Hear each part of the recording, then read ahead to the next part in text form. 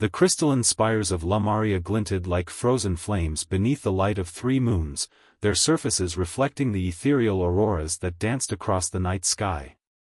Among these towers of wealth and privilege stood the Nightwind estate, a sprawling mansion of luminescent stone and floating gardens where Arya Nightwind had spent all 22 years of her life.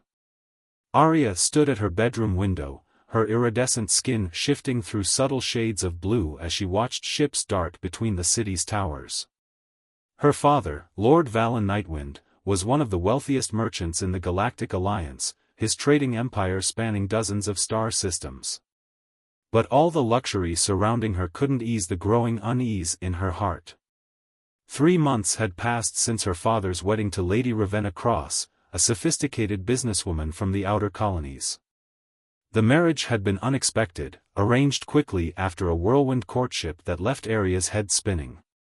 Now, as she observed her new stepmother moving through their home with calculated grace, she couldn't shake the feeling that something was terribly wrong.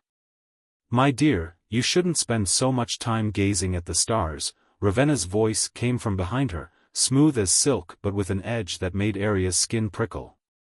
"It's unbecoming of a lady of your station." Arya turned, forcing a polite smile. "I was just thinking about father. He's been ill for so long now." Ravenna's perfect features arranged themselves into an expression of concern, but her eyes remained cold. "Yes, such a mysterious ailment. The doctors are quite puzzled."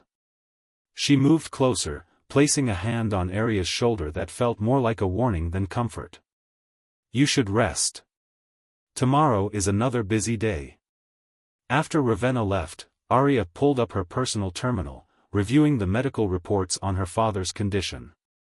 The symptoms had started shortly after the wedding: weakness, confusion, deteriorating motor functions. The best doctors in the Alliance were baffled, yet Arya noticed how her stepmother seemed unsurprised by each new development. Late that night, unable to sleep, Arya crept through the mansion's shadowy corridors toward her father's study. She needed answers, something to explain the gnawing suspicion that had taken root in her mind. The study door was slightly ajar, voices drifting out into the hallway. "The old fool won't last another month," Ravenna's voice, stripped of its usual artificial warmth, cut through the darkness. "The poison is untraceable, just as promised. Once he's gone, everything transfers to my control until his precious daughter comes of age." A male voice responded, unfamiliar and rough. "And the girl?" "Oh, I have plans for her. There are buyers in the Outer Rim who pay handsomely for exotic specimens like her. Once she's sold, there will be no one left to challenge my claim to the Nightwind fortune."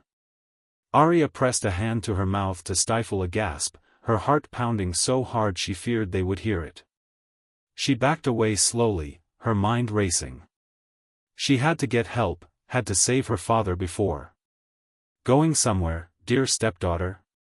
Arya whirled around to find Ravenna standing behind her, flanked by 2 large men she didn't recognize. The facade of maternal concern was gone, replaced by cold calculation. "You should have stayed in your room, Arya. This could have been so much easier." Ravenna nodded to her companions.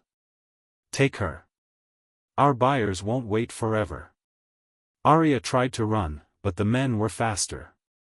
As rough hands grabbed her arms, she caught a glimpse of her father's room down the hall, where he lay dying from poison administered by the woman who had infiltrated their lives so completely.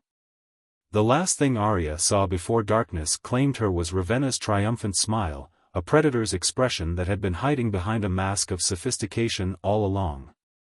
As consciousness faded, Arya's final thought was of the ships she'd watched through her window, never knowing that her own fate would soon be tied to the stars in ways she could never have imagined. The slave transport ship, Shadow's Grace, was anything but graceful. Its dark hull sliced through the void of space, carrying its cargo of misery far from the glittering spires of Lamaria. In the depths of its hold, Arya huddled in a cramped cell, her iridescent skin dulled to a sickly gray in the dim emergency lighting. 2 weeks had passed since her stepmother's betrayal. 2 weeks of existence in this metal coffin, surrounded by the quiet sobs and whispered prayers of other captives.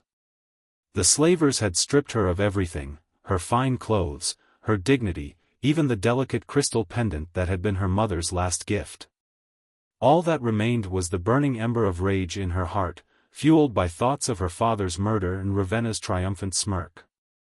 Processing begins in 10 minutes, a harsh voice crackled over the ship's intercom. All merchandise to be prepared for catalog recording. Aria's cellmate, a young Centaurian woman named Lyra, reached through the energy barrier separating their spaces to squeeze her hand. "Stay strong," she whispered, her 4 eyes blinking in sequence. "Remember who you are." Guards moved through the hold, deactivating cell barriers one by one. Aria was roughly pulled to her feet and herded along with the others toward the processing chamber. Her bare feet slapped against the cold metal deck plates as she shuffled forward, the shock collar around her neck a constant reminder of her powerlessness. The processing chamber was a stark white room filled with imaging equipment and medical scanners. One by one, captives were documented, their attributes recorded for potential buyers. Aria watched as those ahead of her were processed, examined like livestock, their features catalogued, their potential uses noted in cold, clinical terms. Next. A burly guard shoved Aria forward. She stumbled onto the scanning platform, fighting to maintain her composure as mechanical arms swept over her body, recording every detail. Specimen 247, the processing officer droned, Lemurian female, age approximately 22 standard years.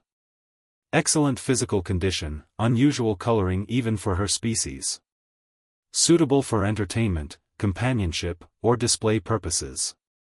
Starting bid recommended at 50,000 credits. Aria's fingers curled into fists. "My name," she said through gritted teeth, "is Aria Nightwind." The shock collar activated, sending waves of pain through her body. As she gasped and fell to her knees, the processing officer didn't even look up from his datapad.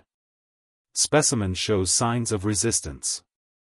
Recommend behavioral modification before final sale." They dragged her back to her cell, throwing her roughly onto the metal floor. As the barrier hummed back to life, Aria forced herself to breathe through the lingering pain. She would not break. She would not forget who she was, no matter what they did to her. Days blurred together in the hold of the Shadow's grace. Aria learned to read the rhythms of their captivity, the shift changes of the guards, the times when the engines changed pitch as they made jumps through hyperspace. She listened to the conversations between guards, gathering scraps of information about their destination, an auction house in the lawless Outer Rim territories. One night, as artificial darkness filled the hold, Aria was jolted awake by an unusual sound. The engine noise had changed, but not in the familiar way that signaled a hyperspace jump. This was different, a stuttering, struggling sound that spoke of mechanical problems. "Something's wrong," Lyra whispered from the next cell. "The ship's dropping out of hyperspace." Voices echoed through the corridors, urgent and angry. Heavy boots thundered past their cells as crew members rushed to deal with whatever crisis had arisen. Through it all, Aria felt something she hadn't dared to feel in weeks: hope. The ship lurched violently, throwing her against the cell barrier. Emergency lights flashed as alarms began to wail. Through the chaos, she heard fragments of panicked conversations among the crew. "Engine core destabilizing. Need immediate repairs. Nearest port is a human trading station." Aria's heart raced. The humans were known for their strict stance against slavery. If the Shadow's Grace was forced to dock at one of their stations, perhaps there was a chance. She closed her eyes, remembering the stories she'd heard about humanity's fierce dedication to freedom and justice. The ship shuddered again, and this time Aria smiled in the darkness. Whatever happened next, she knew one thing with absolute certainty: this was her chance. Whether it led to freedom or death, it was better than the fate that awaited her at the auction block. Heavy footsteps approached once more, but these were different, purposeful, organized. She heard the sound of multiple weapons being readied, and the captain's voice barking orders about securing the cargo during emergency procedures. As chaos erupted around them, Arya pressed close to the barrier of her cell, watching and waiting. She had lost everything, her home, her father, her freedom, but she hadn't lost her will to fight. Whatever came through that door next would find her ready. Captain Nathan Reed stood at the viewport of Trading Station Aurora 7, his dark eyes fixed on the damaged vessel that had just requested emergency docking clearance. Something about the ship didn't sit right with him: too many modifications, too many hidden weapon mounts poorly disguised as cargo attachments. He'd spent 15 years running legitimate trading routes through this sector, and he knew a slaver when he saw one. "What's the word from station security?" he asked, not turning from the viewport. His first officer, Marcus Chen, checked the datapad in his hand. "They're claiming engine core problems. Requesting immediate assistance and emergency docking privileges." Nathan ran a hand through his short black hair, his jaw tightening. "And I'm betting those engine problems started right after they detected our patrol cruiser in the sector." The Aurora 7 was officially a trading station, but it also served as a waypoint for Earth Fleet's anti-slavery operations. Nathan's own ship, the Stellar Dawn, was part of the volunteer merchant fleet that supported these operations. He'd seen too many lives destroyed by slavery to stand idle when suspicion arose. "I've got the scan results," Marcus said, his voice dropping to a near whisper. "Life sign readings from their cargo hold are off the charts. Multiple species, cramped conditions. This is definitely a slave transport." Nathan nodded grimly. "Alert Earth Fleet Command, but tell them to keep their distance for now. If that ship detects military vessels approaching, they might panic and jump to hyperspace, damaged engines or not." He turned to face his first officer. "How long until they dock?" 20 minutes. Station control is deliberately taking their time with the clearance procedures." "Good. That gives us time to prepare. Get the team ready, full tactical gear, but hidden under maintenance uniforms. We need to look like a regular repair crew." As Marcus left to make preparations, Nathan studied the approaching vessel's profile one more time. The Shadow's Grace, according to its registry. The name left a bitter taste in his mouth. 15 minutes later, Nathan stood in the docking bay with his team, all of them dressed as maintenance workers but wearing tactical gear underneath. Each member had been chosen for their experience in rescue operations, and all of them shared his zero-tolerance policy toward slavery. The Shadow's Grace's docking clamps engaged with a resonating thud. Nathan watched as the airlock cycled, his hand resting near the concealed weapon at his hip. The ship's captain emerged first, a tall, scaled draconid who introduced himself as Captain Vex. "We appreciate your quick response," Vex said, his forked tongue flicking between sharp teeth. "Our engine core requires immediate attention." Nathan forced a professional smile. "Of course. My team will need full access to your engineering section and cargo holds to assess the damage. Standard procedure." He saw the slight hesitation in Vex's eyes, the quick glance back at his security officer. "The cargo holds won't be necessary. The problem is isolated to the main engineering deck." "I'm afraid I must insist," Nathan replied, his voice hardening slightly. "Station safety protocols are very clear about full ship inspections during emergency repairs. We wouldn't want any hidden damage to endanger our station, would we?" The tension in the air was thick enough to cut with a knife. Nathan could see Vex's security team subtly shifting their positions, hands moving closer to concealed weapons. The next few seconds would determine whether this turned into a bloodbath or a successful rescue. Vex's tongue flicked again, tasting the air. Then he smiled, all teeth and no warmth. "Of course. Safety first. Please, follow me." As they moved through the ship's corridors, Nathan's trained eye caught all the signs: the reinforced security doors, the neural suppressors built into the walls, the subtle marks of energy barriers. His anger grew with each step, but he kept his expression neutral. Timing would be everything.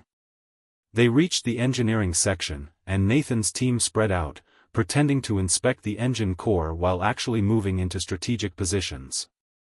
Nathan himself stepped closer to examine the main control panel, casually reaching for his tool belt. "Interesting modifications you've made to the containment system," he said conversationally, his fingers closing around the handle of his concealed stunner. "Almost looks like it's designed to prevent life sign detection." He turned to face Vex, all pretense dropping from his voice. "Just like a slaver would use." The next few seconds exploded into action. Vex reached for his weapon, but Nathan was faster. The stunner caught the Draconid captain square in the chest, dropping him to the deck. Around the engineering bay, Nathan's team sprang into action, taking down the surprised security team before they could mount an effective response.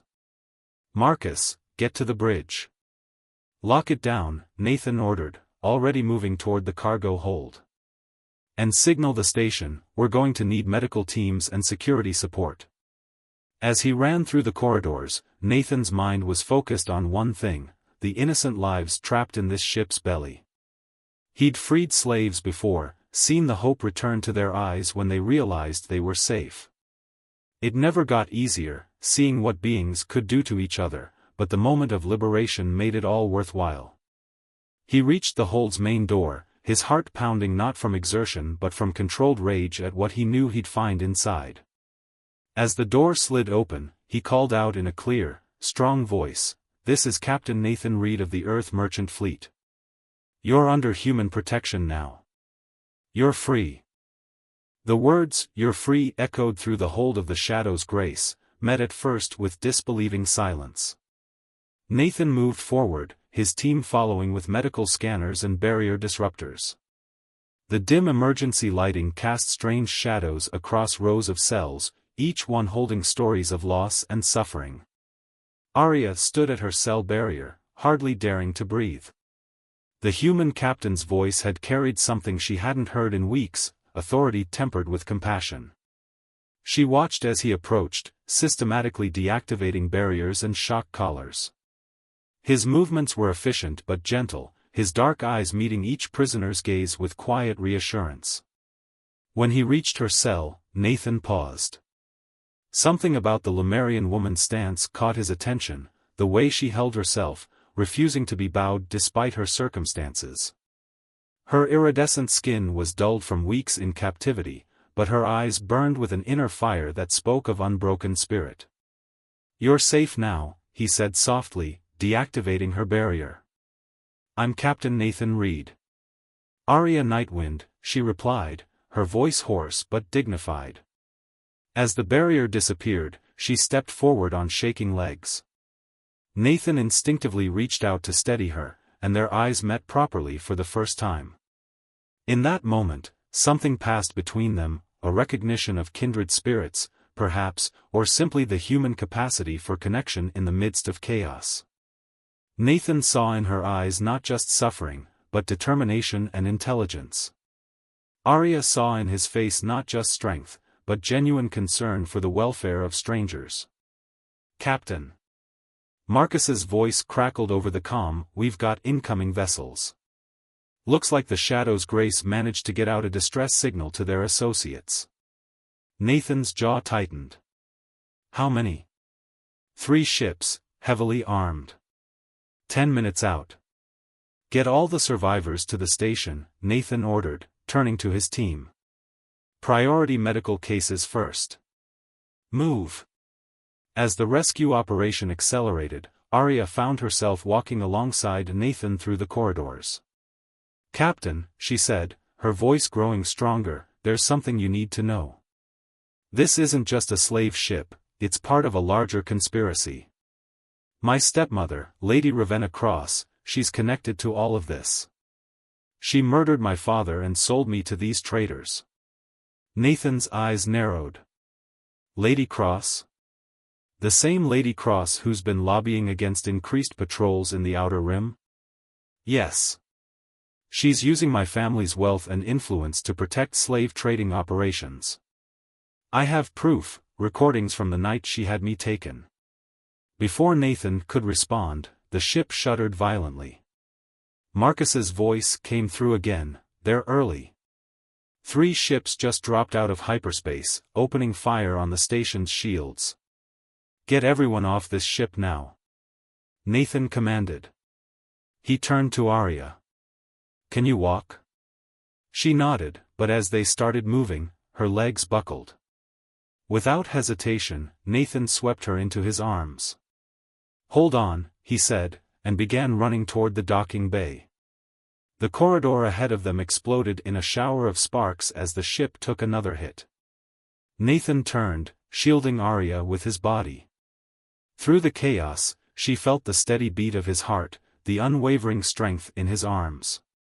For the first time since her father's death, she felt truly safe. They reached the docking bay just as another explosion rocked the ship. Nathan's team was efficiently evacuating the last of the survivors across the umbilical to the station. As they waited their turn to cross, Arya looked up at the human who had risked everything to save strangers. "Why?" she asked simply. "Why do this?" Nathan met her gaze steadily. "Because it's right. Because every sentient being deserves freedom. And because humanity learned long ago that standing by while others suffer makes us complicit in that suffering." Another explosion, closer this time. Nathan tightened his grip on Arya as they began crossing the umbilical. Behind them, the shadows Grace groaned under the assault from the attacking ships. "Your stepmother and her associates will keep doing this," Arya said as they reached the safety of the station. "They'll just find another ship, more victims." Nathan set her down gently but kept a steadying hand on her arm. "Not if we stop them. Your evidence, combined with what we've found here, we can bring down their entire operation." He paused, studying her face. "But it will be dangerous. Lady Cross won't give up her power easily."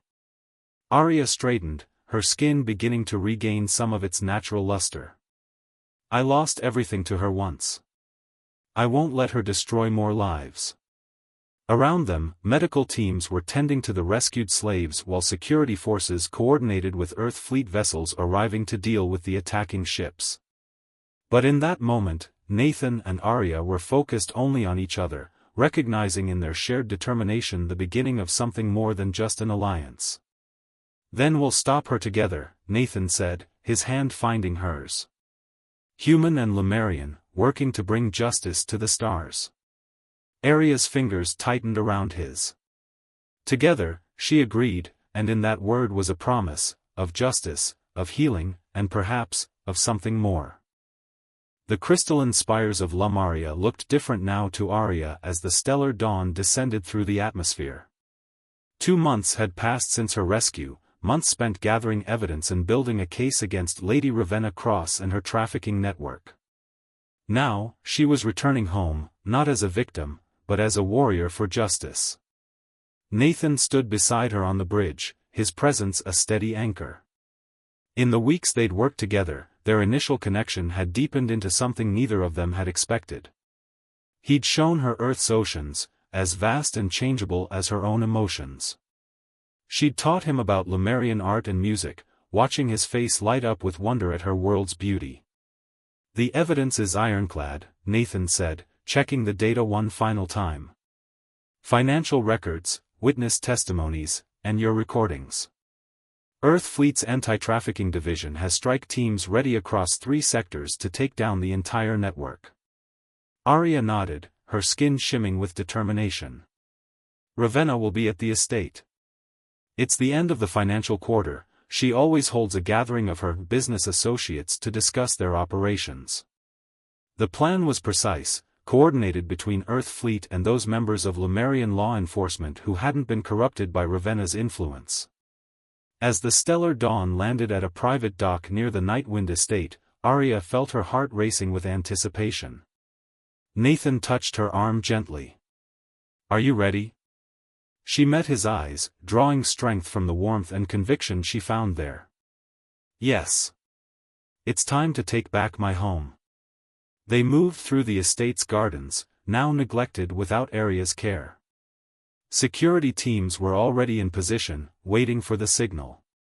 Through the mansion's windows, they could see the gathering in progress, Ravenna holding court among her criminal associates. Aria's hand found Nathan's, squeezing once before letting go. This was the moment that would determine everything. They entered through the servants' entrance, making their way toward the main hall. As they approached, they could hear Ravenna's voice, smooth and satisfied. The Nightwind trading routes have proven even more valuable than anticipated. Our latest shipment yielded triple the expected profits. Aria stepped into the doorway, her voice cutting through the room like a blade. Is that what you call them, Ravenna? Shipments? The room froze. Ravenna turned slowly, her perfect composure cracking for just a moment as she saw her supposedly dead stepdaughter standing there. Then her mask slipped back into place, a cold smile spreading across her face. Aria, darling. What an unexpected pleasure. We all thought you had been lost in that tragic accident. You mean when you sold me to slave traders after murdering my father? Aria's voice was steady, her skin glowing with righteous anger.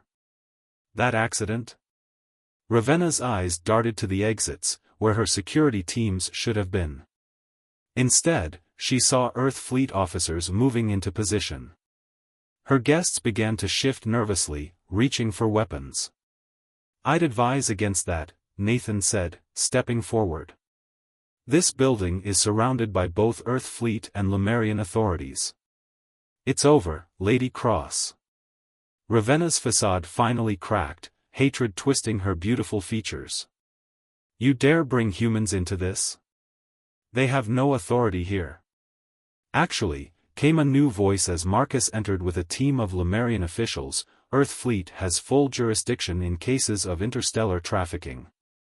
Thanks to a treaty your own husband signed before you murdered him. What followed was chaos, but controlled chaos. As Ravenna's associates tried to flee, they found every exit covered. Some surrendered immediately, others fought, but against the combined forces of Earth Fleet and Lemurian law enforcement, they had no chance. Ravenna herself made a final, desperate attempt, pulling a concealed weapon. But before she could fire, Aria moved with unexpected speed, channeling all her pain and anger into a single, precise strike that sent her stepmother crashing to the ground. As Nathan secured the weapon and Marcus began reading out the charges, Aria stood over the woman who had destroyed her family. My father trusted you, she said quietly. He loved you. And you poisoned him for profit. Ravenna spat words of hatred, but they held no power anymore. As she was led away in restraints, Aria felt a weight lifting from her shoulders. It wasn't just justice, it was liberation. Hours later, after the arrests had been processed and the evidence secured, Aria stood in her father's study. Nathan found her there, looking at an old family portrait. The network is falling apart, he said softly. Arrests are being made across 3 sectors. You did it, Aria. You brought them down.